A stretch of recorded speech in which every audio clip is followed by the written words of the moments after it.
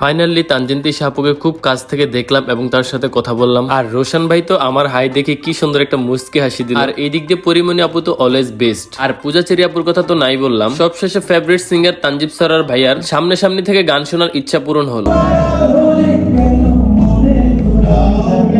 Today is the best day of my life. তো guys, আমরা কিভাবে এত বড় একটা প্রোগ্রাম শোতে আসলাম আর তিশার কেন ওই অবস্থা, গত ভিডিওতে আপনারা অনেকেই কমেন্ট করছেন, তো সবকিছুর অ্যান্সার আজকে এই ভিডিওতে দিয়ে দিব। তো নীরব ভাইয়ের ফ্যাশন শো দেখে তানজিব সরার চলে আসলো স্টেজে, আর ভাইয়াকে সামনাসামনি দেখবো এবং লাইভে তার গান শুনবো, এটা আসলে আনএক্সপেক্ট ছিল। তিশাও অনেক অনেক বেশি ভালোবাসে ভাইয়াকে, আমিও অনেক অনেক বেশি ভালোবাসি, কারণ আমি ছোটবেলা থেকে তার গান শুনি। আমার সাথে আপনারা একটু শুনেন।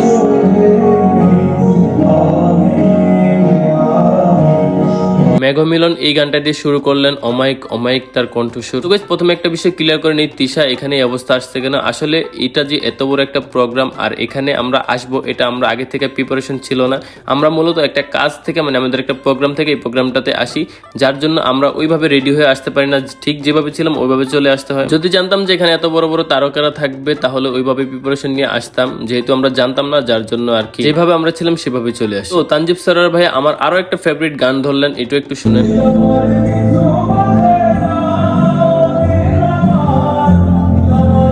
গানটা শুনলেই আমার হৃদয়ের মধ্যে কেমন একটা টান লাগে, আর তাকে দেখে শুনতেছি, এটা তো আরো বেশি এক্সাইটিং ব্যাপার। সো গাইস, রোশন ভাইয়া চলে আসলো স্টেজে, আর আমি তাকে আই লাভ ইউ বলি এবং তাকে হাই দিই। সে আমার রেসপন্স করে, আমার দিকে তাকিয়ে মুস্কি হাসে।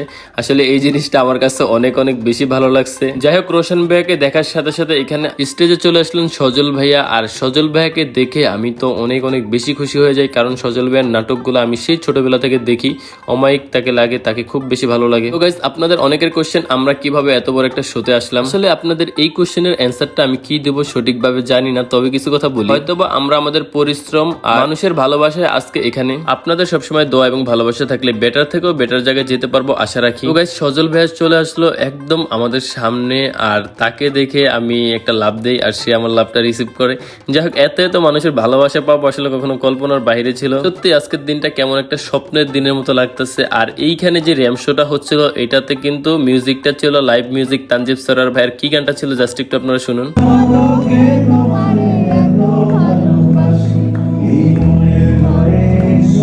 ভাইয়া লাইভে গান শুনে একদম মনটা ঠান্ডা হয়ে গেল। তো অনেক বেশি ওয়েটিং এ ছিলাম পরিমণি আপুকে দেখার জন্য, তানজিন তিশা আপুকে দেখার জন্য। তো এরই মধ্যে চলে আসলো স্টেজে পূজা চেরি। পূজা চেরির ব্যাপারে থাক কিছু বললাম না, কারণ বললেই বউ রাগ করে। একবার শুধু বলছিলাম পূজা চেরিকে অনেক বেশি ভালো লাগে, সে আমার ক্রাশ ছিল।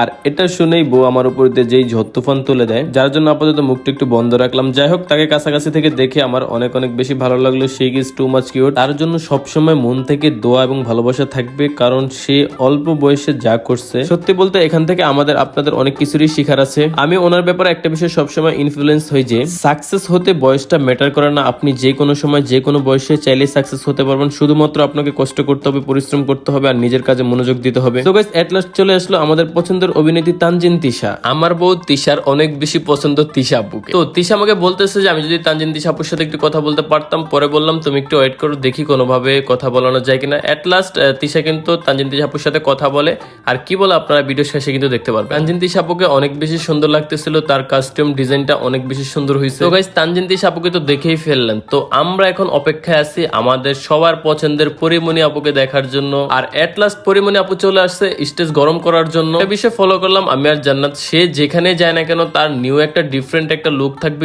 স্টাইল থাকবে, এটা অনেক বেশি ভালো লাগে। আর পরিমণি আপুকে সত্যি বলতে ফোন থেকে বা মুভি থেকে বাস্তবে বেশি সুন্দর লাগতেছে, একদম যেন পরি। আসলে তার নামটা একদম সাকসেস। তো পরিমণি আপু অল্প কিছু সময়ের জন্য স্টেজে আসছেন এবং আবার চলে যাচ্ছেন। এটা দেখে তো একটু মন খারাপ হয়েছে, ভাবছি একদম চলে যাচ্ছেন, হয়তো আর আসবেন না, কিন্তু না, তিনি আবারও ব্যাক করেন আর তাকে আমরা আবারও একটু দেখার সুযোগ পাই। তো গাইস, আজকের ভিডিওটা লম্বা করবো না, দেখা হচ্ছে নেক্সট পার্টে। আর এট লাস্ট আমার বউ তিশার সাথে তানজিন তিশা আপুর দেখা হয় এবং কথা হয়, আর আমার বউ তো অনেক অনেক বেশি happy. Thank you so much for watching this video. সবাই ভালো থাকবেন, সুস্থ থাকবেন, দেখা হচ্ছে না ভিডিওতে। আল্লাহ হাফেজ।